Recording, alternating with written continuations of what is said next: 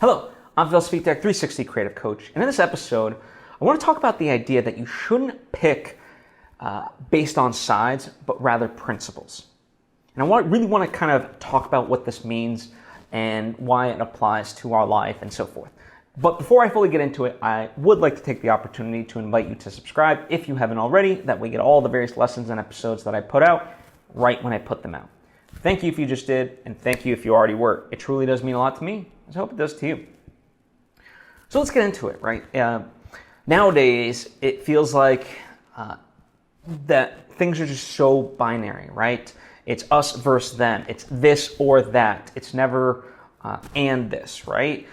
We just try to lump things based on that. Democrats versus Republicans, vaxxers versus anti-vaxxers, and yada, yada, yada, right? We've sort of lost the humanity of it all. And by picking based, no longer, it seems more and more that we really speak to the other side, right? We just kind of, we define these ways to divide ourselves, and in a way we become infinitely creative at coming up ways of dividing ourselves through all these different categorizations.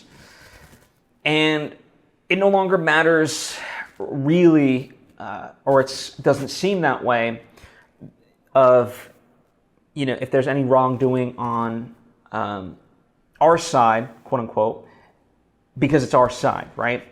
And that's not good for anyone, because that is really a slippery slope to the decay of meaning ultimately, right? And just that's literally hypocrisy at best, and just insidious once you kind of keep going down that rabbit hole. And it's tricky, right? Because all these different things that are supposed to define us and label us, they're supposed to represent something. But the problem is what happens when those things get bastardized. And that's where we really have to kind of pick based on principles versus based on our side. Because, listen, we're all human, we're all fallible, myself included. And yes, I am shrouded in hypocrisy myself. But I try my very best to not be, and to instead, catch myself whenever I fall into the category of saying one thing but doing another, or, talking about one thing a certain way and then in a different context kind of highlighting it differently and just arguing no, it's not the same. Trust me, I'm fallible, no different than you or anyone else. But as I said, just taking that moment to really pause and think about it allows oneself the opportunity to really reflect and be like, okay, is this in keeping with the actual principle that I believed in, or am I just picking this as a knee-jerk reaction?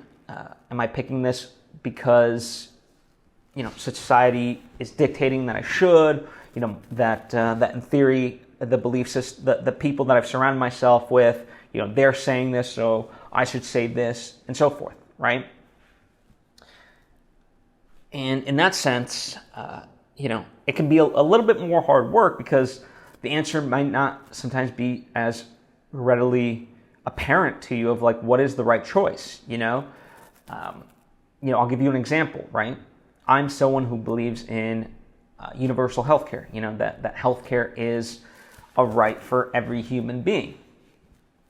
But if that's the case, then who am I to turn down an anti-vaxxer for making the choice that they made? Now, that might seem like, what? Yes, I am vaccinated. I'm very much for everyone being vaccinated and so forth.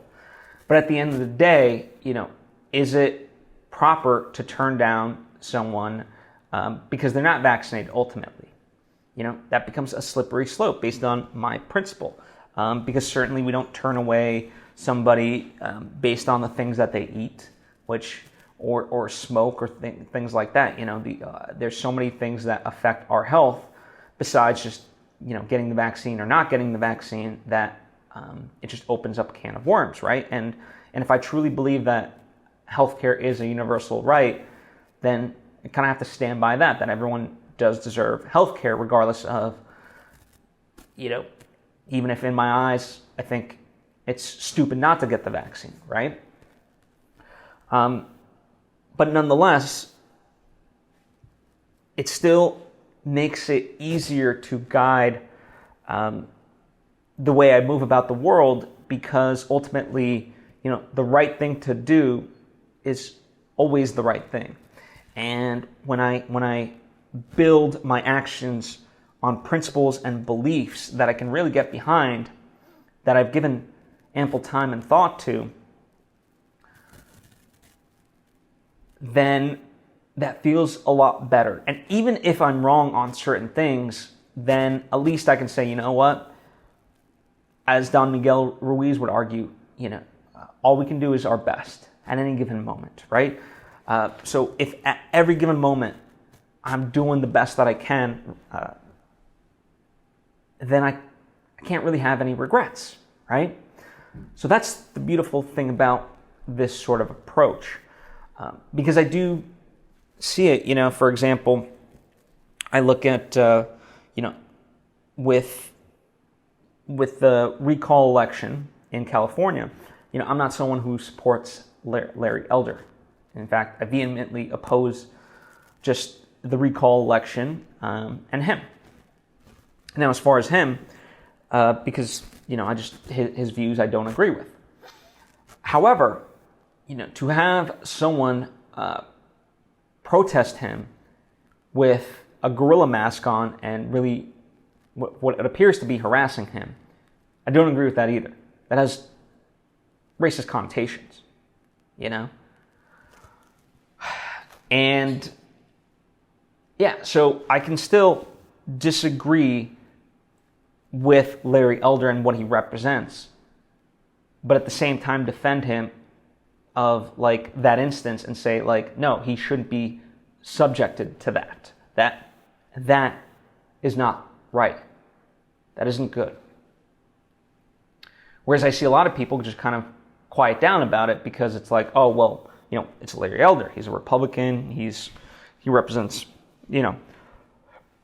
for argument's sake, all that is evil, in the world sort of thing. And it's okay, fine. That may be your perspective, but nonetheless, your bigger principle should be that, if racism is bad, you can't condone that action, right? And so it's just too convenient to call out one side over the other, and we gotta get away from that.